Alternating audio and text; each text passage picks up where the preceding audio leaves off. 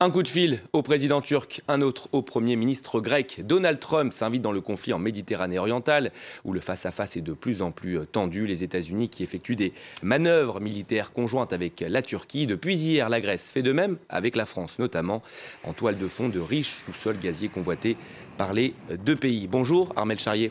Bonjour Florent. On sent que depuis 24 heures, Donald Trump est très actif dans ce dossier.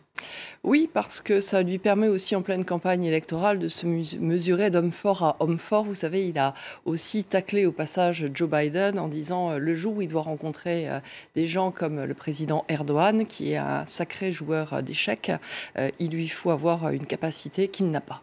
Donc vous voyez, Donald Trump se positionne immédiatement sur ce dossier. Et en fait, ça montre tout ce qui est en train de se passer dans la Méditerranée orientale, la réaction américaine. Vous avez à la fois un Donald Trump, vous l'avez rappelé, qui a pris son téléphone pour appeler le président Erdogan et le président grec. Enfin, c'était surtout d'appeler le président Erdogan pour lui dire il faut aller vers la désescalade, il faut effectivement avancer dans une négociation. C'est ce que sont en train de se faire en ce moment les Allemands. Angela Merkel, justement, s'est mis d'accord avec le président Macron à Brégançon pour essayer d'influer du côté de la position turque. Et puis de l'autre côté, les Américains, ils font aussi des manœuvres avec les Turcs parce qu'on est dans la même alliance, c'est l'OTAN, ça permet de montrer qu'on est en train de jouer sur tous les tableaux. Mais il ne faut pas se leurrer, le président Trump, lui, effectivement, est très remonté contre le président Erdogan. En revanche, au niveau du Pentagone, on est un peu plus lâche sur ces questions-là. Alors on l'a dit, des manœuvres militaires sont en cours, des deux côtés d'ailleurs. La France y participe avec la Grèce. Paris qui déploie également son arsenal diplomatique pour également apaiser ces tensions, comme Donald Trump. Oui, alors on a les deux, effectivement, en ce moment. À la fois, on a l'arsenal militaire avec les exercices, avant de mettre l'arsenal diplomatique. L'arsenal militaire, c'est effectivement d'avoir dit les exercices sont en cours en ce moment. Ils étaient prévus depuis le 4 mars. Donc il y a effectivement une frégate et des rafales français qui travaillent avec une frégate italienne, qui travaillent avec des moyens chypriotes et qui travaillent avec des moyens grecs.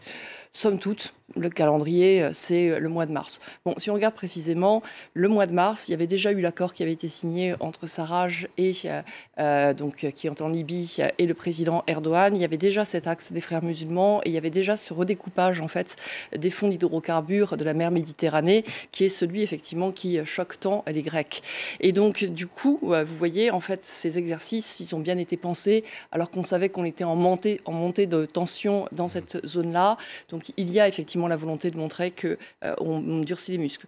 De l'autre côté, vous avez par la voie diplomatique aussi, pour une toute autre affaire, Florence Parly, la ministre de la Défense française, qui est en déplacement en ce moment en Irak, officiellement pour parler évidemment de la lutte contre Daesh, puisque nous continuons à lutter contre Daesh dans la zone. Dans la réalité, elle va aussi rencontrer évidemment les Kurdes, puisque ne serait-ce que le président irakien est kurde, et que donc eux aussi, ils ont affaire à l'omnipotence turque. On sait qu'il y a eu aussi des attaques de la part des Turcs sur les positions du PKK. Donc tout cela vous montre en fait toute la stratégie d'influence qui se distille à droite et à gauche. Merci pour votre décryptage.